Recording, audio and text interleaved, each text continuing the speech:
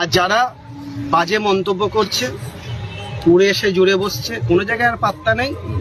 এখন আইএসএফের যে আইএসএফটা বিজেপির বি টিম, তাকে হাত ধরে একটু ফুরফুরা শরীফে লড়াই দাঙ্গা করতে চাইছে।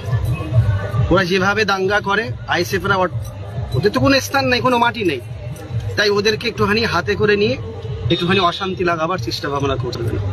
ওনার প্রমন্ত্রীকে টোটালি ক্লাবের বিষয়ে আমি কালকে জানাবো।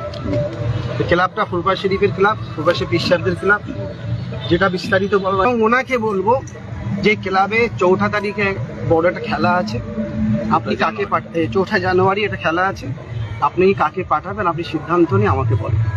আমার পাশে সভাপতি আছে, সেক্রেটারি আছে, সবাই আছেন, বা ক্লাবের কর্মকর্তারাও আছেন এবং সদস্যরাও আছেন।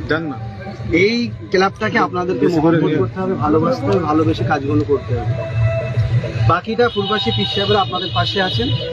পশ্চিমবাংলার মুখ্যমন্ত্রী মমতা বন্দ্যোপাধ্যায় আপনার পাশে আছে, অভিষেক বন্দ্যোপাধ্যায় আপনার। এই গ্রাউন্ড দেখছেন না, সব